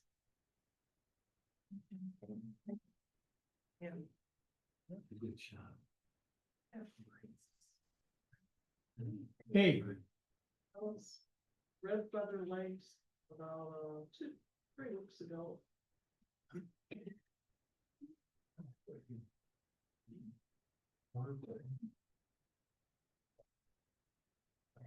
Nice reflection. Classic fall. Mark, Yeah, a friend and I went out to fly our drones, but as you can see, it was not a drone flying day. That's from Highway 93 looking out looking to the west at El Dorado. And I just loved the leading lines there, the path, and took that with the camera and processed it in black and white. I like the higher ISO on this too, for the film grade look. It has a vintage look. Yeah. That foggy. It was very foggy, yeah. Mark, A fun. picture of the sun counts for night, but a couple of things, I like the way that the clouds went across the sun, and if you look at about 8 o'clock, that little dot in front is the planet Mercury. Oh. Between us and the sun, happens about 12 times a century. Yeah. Was that a couple of years ago when you got that? Yeah, it was. Yeah, I wanted to get that and I did not. That's so cool. Use a sun filter. Actually, yeah, I was firing this off my telescope with a sun filter on the telescope, so. Nice. Great captures. Did you take that at night? No, that was the whole day. I was just joking. I didn't even fall, I felt bad. This is just a simple, I want to be like Bill Shaw. Nice. Thank you. Phyllis, That's my backyard, because I was looking for, night skies. And I thought, well, I really like this. Yeah. Is this with your phone? Yes. Yeah, great.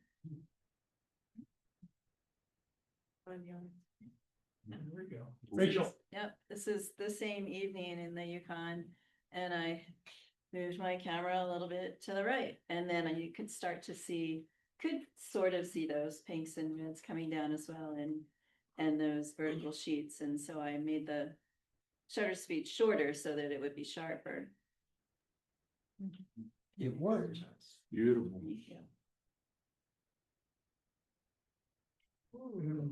Tim, Glacier National Park, it's a merged image. It was just, I went with my son and his family and my wife, and this was the first night in Glacier, and that was the last time I got out early because Remember the, the old saying, family comes first. That was, this is all she wrote. Yeah,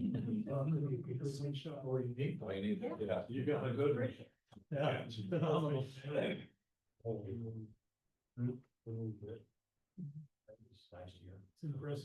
Wendy, That's Estes, right?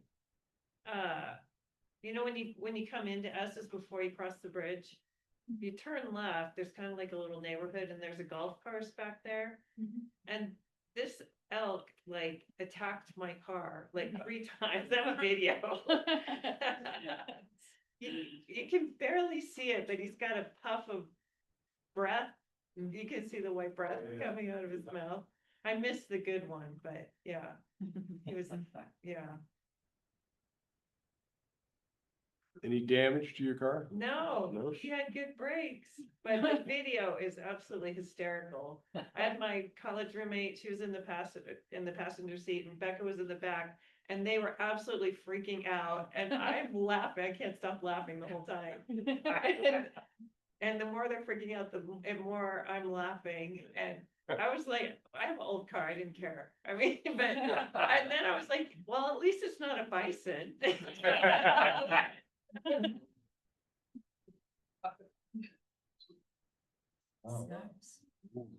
Andrew, So this is last month, on Killer Pass. And, just looking for spots where there was sufficient color. I was a little bit early this year. But, the sun was going down over the ridge and just kind of left these lines of light on the tops of the trees. so how many shots in this one? One. Just one? One. And then you cropped it on top. I and cropped bottom. it to it would be, if I printed it, would be a 20x60 shot, and I do a fair amount of those, and kind of intending to crop it down. I mean, my camera is, what is it, 60 megapixel, I think. So cropping it like that, I can still print it large and not have any problem. It's a lot easier than stitching, but Yeah. it's a different perspective as well. Nice. Beautiful. Because if I were to do that like Caleb's, I would vertical. I find that works even better than, because you don't have enough vertical for a panel. You shoot horizontally, but you have to make another row, and that gets more complicated when you're merging multiple rows and multiple shots. This is just Walden Pond over close to Boulder. On a nice, cool October morning. Beautiful. Good light. Where's the bird? That's what I was asking. Right. In the bushes somewhere. The kingfisher. Yeah. This was taken with the iPhone as well. So we went on it was one of the few times I was up after dark. We went on the night watchman tour of Rosenberg, Germany, and I just liked the way the clock tower was kind of lit up. And you can kind of see in the windows. Yeah. Cool. Whoa. Bill, Sometimes I just like to invert the color, and see what it looks like. That was that other ultra long exposure, and if you blend them back together again, 50-50 blend, it turns everything gray. So. Drippy. Caleb, Yeah, I was just looking for some unique perspectives on the buses. It's still got some of the mountains from Glacier in. Cool buses. wait, Hi, this was taken just 3 weeks ago, October 7th, I think it was, on a camping trip. And to me, it's just amazing the detail you can get when it's not a full moon. Yeah. Yeah. Looks like it was a very clear night. Yep, you get that in New Mexico.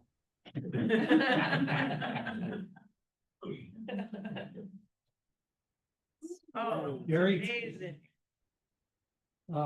That was a full moon setting. That was at Metzger Farm. Wow. Was that in the spring? Yes, it was. I have a Voltaire of one of those, And but it was in the evening. how did you get the heron to pose in front of the moon like Yeah. that? Was that 800 millimeters? Guess they're far away. Or was it This, cropped in? this was shot with a Oh, 600. a 100, no, this was done with a 100 to 400 L Okay. series on a 1.6 crop. This was, I was at where the little observation deck is. Yeah. Okay, I was on the land before you get on there. This bird was almost directly across from me, not a bit of an angle. I saw it coming. The bird had landed in the top of this tree, and the moon was actually still a bit up and off to the side, and I just walked over a ways and waited 5 minutes for the moon to come down a little bit more, and there it is. So is this cropped I in? just saw it and waited. Is this cropped? Oh, yeah, a little. Yeah. Just waited for it, that's all. Cool. Actually, I got this similar shot 2 years later with a different bird. Nice. Now that tree is gone, unfortunately. Oh. Ooh. During this month's, well, early this month's Albuquerque Hot Air Balloon Festival, that's the first set of balloon, they set up, there's 13 balloons that go up in the dark to test, but this is the first set of balloons that go up when the sun is coming up. So they're just inflating there, and there's a balloon off to the right that is, the flame is lighting it up. That's the warmth is the flame from the balloon that's right off the right hand side there. I just like the textures and the colors and the blue sky contrast there. Yeah, Good, good light, yeah. I like the composition. I haven't seen that before, and I've taken pictures of hot air balloons and I struggle with how do you make it interesting, and you've done that. Yeah, thank you. Did you crop that at all, or is that the frame? It's cropped somewhat, that's probably most of the photo. There's probably a little cropping, probably from the right side. I love the way it comes in at the corner. Yeah, I think that's what I did purposely. Yeah, Love that. thank you. Oh, wow. Jim, This is the Fort Collins Lantern Festival. I went, the little kid was out there with her brother, and we're waiting in among the lanterns. Wow. Wow, that is. Reminds me of that movie Firestarter. A little spooky. Spooky. it's a very touching, emotional photo. Yeah. Yeah, it is, yeah. It's called there's a series of lantern festivals all across the United States, and this is the Fort Collins one. Nice. When was it? Maybe a month or two ago, just recently. I paid $30 to go in there, but I realized that after I got there that I gave my lantern away so someone else could have it. And then I just took pictures, and so you get in for free, you can take pictures. Interesting. Great show. That's in the Japanese garden again in Portland. Beautiful colors. I like the layering with the backlighting too. Oh, very cool.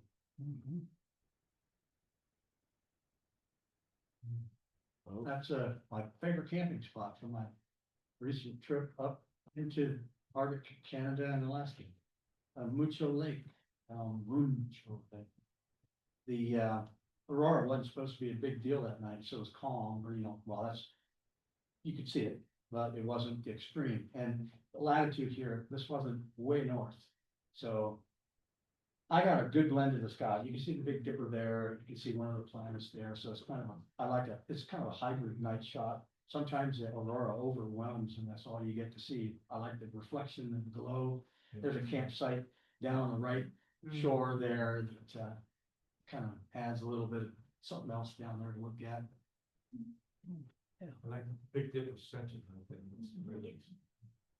And Polaris, follow the Big Dippers, the leading edge of the cup all the way up to the nearly the top of the frame is Polaris. Is that an asteroid or a meteorite? Yeah, that's there's a meteorite up in the left. That's, Up from the handle. yeah. Yes, above the handle, that is a meteorite. There, right below it, though, there's a satellite, so. Oh, I see that, Yeah, when you look at them close, you can tell meteorites tapered on ends. You know, satellite would have this, a linear structure, it wouldn't be tapered, it wouldn't have varying thicknesses. So that was a meteorite. I actually had a couple of images that were a little bit better that had some of the columns were coming up, but I wanted the meteorite, I like that one better. Yeah. Meteor, not meteor. This is John Lusso again. Joseph, but he's not And here. he's not here. That's an interesting photo. It's out of focus. Yeah. Yeah. really blurry.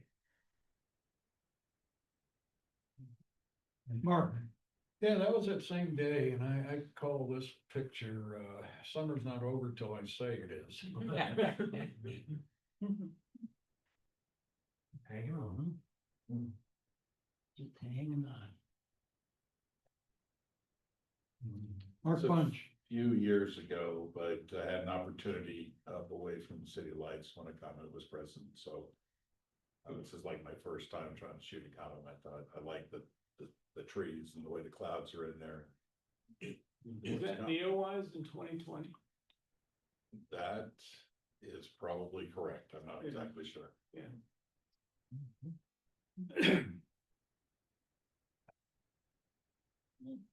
Phyllis. Yeah, and that's another one from my backyard, but, and that was just the moon lighting up the clouds like that. Yeah, Cool. I didn't do anything different to it. It's really unique. Yeah.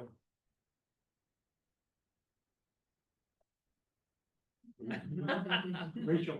Yeah, so also in the Yukon, this is at a wild animal preserve because I don't have an 800 lens.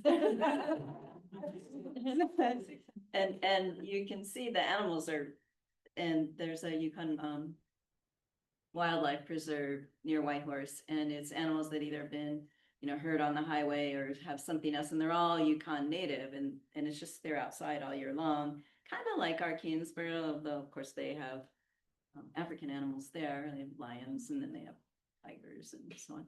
These only have Yukon animals, and they have beautiful moose and elk, muskox. So with only my 200, I could get really nice photos. But it's not like a zoo. They have really big pieces of land that they can roam. And I liked this one. Well, you know, the rack is so healthy because there's really not a lot of sparring going on there. He's just peeking up out of the grass.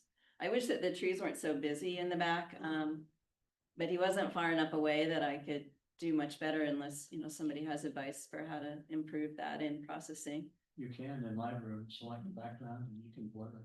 Yeah. Yeah, that's a mask you can make. The new one claims to have some good foreground, background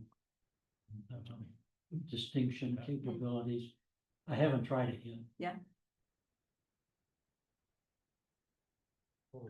So, Bill, I was at a bear conference up in Kalispell, Montana, and we went to the park right in the middle of the city, and there was this whole flock of wood ducks, which was just amazing to see. I've only ever seen like one or two at a time, and not like a whole flock of them. It was just amazing. Yeah. There's detail in feathers. Yeah. And that wasn't my big ones either. I mean, they were so tame. They were, I mean, I schlepped my camera, but I just have my little 100, 500. Nice. Andrew, This is also Crested Butte, the formation's called the Castles, if you haven't heard of it, it's off Ohio Pass. Sunrise dot out there. Got some really nice kind of pastel colors in the clouds and, yeah. Still a fair amount of green in the trees, but certainly very nice. Beautiful. Ooh. Ian, So this is Casablanca, Morocco. And that's the Hassan II Mosque, and they shine a laser out towards Mecca, so the people who are praying know which way to face, because they're supposed to face Mecca. Interesting. This is as we were pulling out of dock. We were on a transatlantic cruise, so this is as we were leaving. Huh.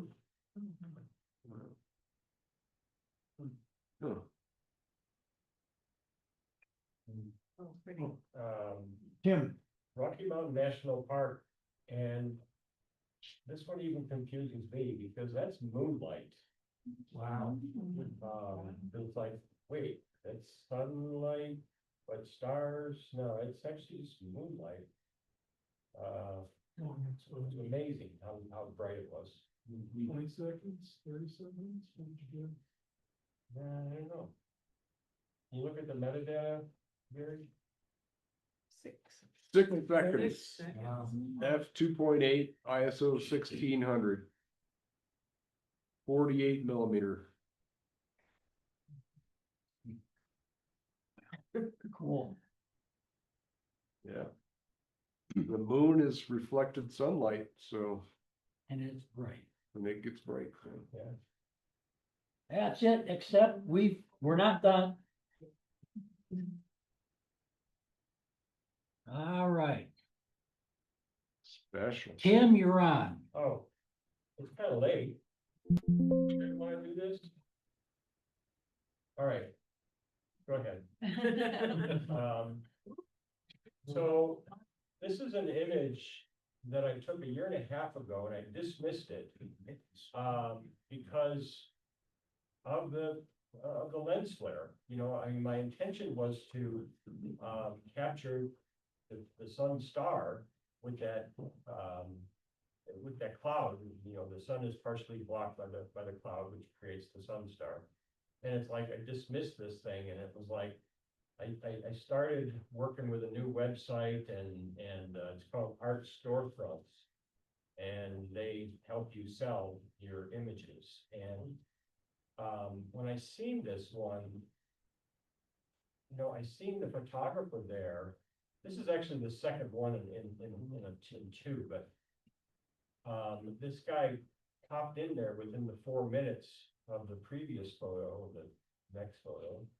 And what came to mind is a dream catcher, you know, and being Navajo land and so on. I just thought, I thought Catching the Dream Catcher is a title that came to my mind. Go to the next one, Gary.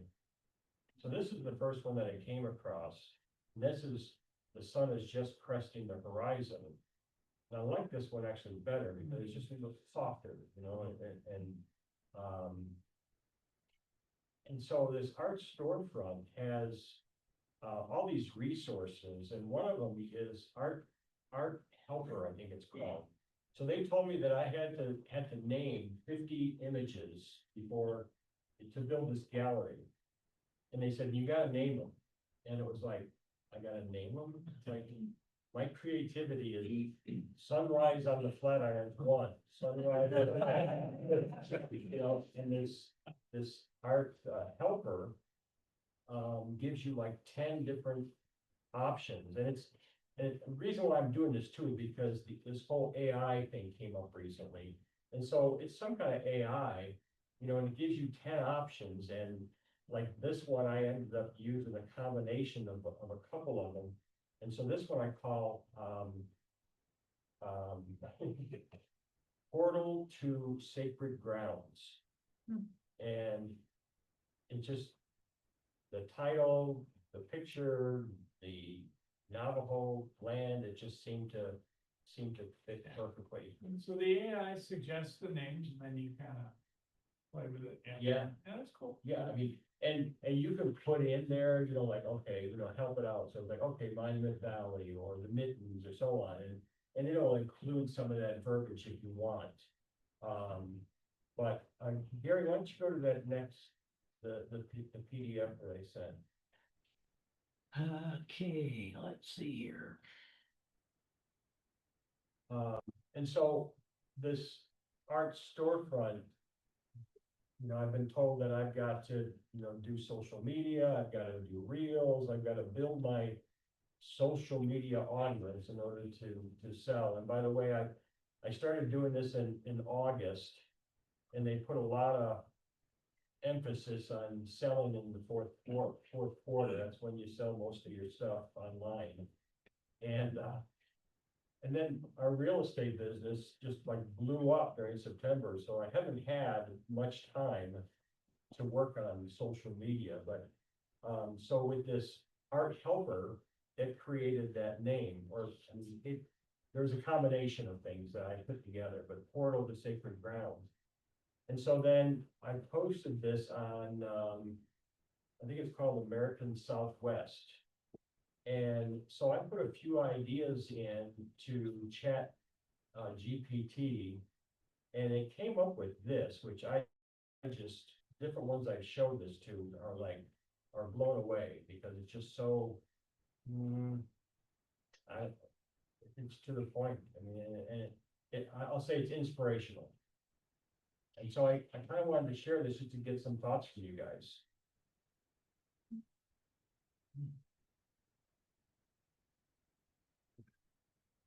Hey, Dwight, is this coming through as text? Can you see this text? No, all I see is a film strip of 4 pictures and then the All right. picture down on the lower left. Hang on, I have to get a different share. What information? Here we go. All right, take a look at this, you guys on Zoom. There you go. This is what he's talking about. Oh, okay, getting it now. Okay, so the Chat GPT, I put in there about dismissing the photo, that I didn't like the lens flare. And I talked about I put in there about it reminding me of a dream catcher, and it pretty much filled in the rest.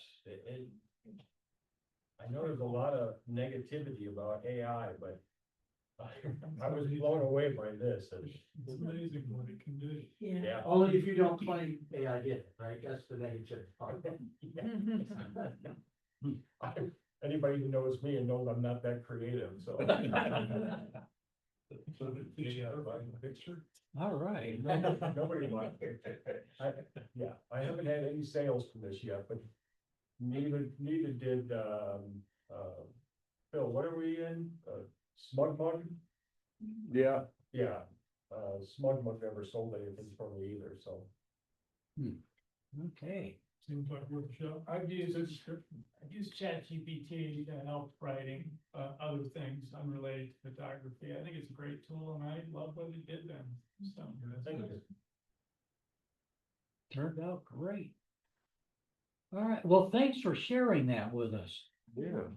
And I think Art Helper is available to anybody.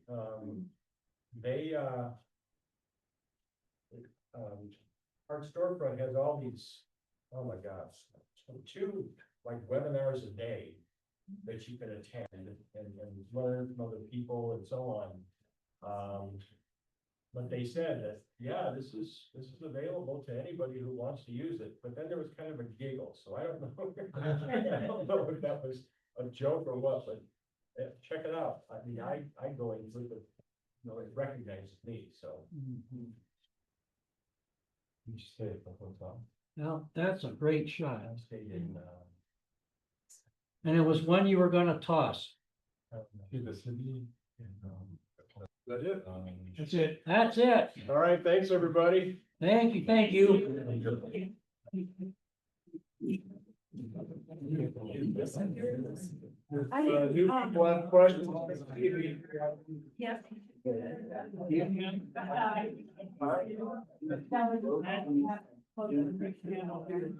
Yeah.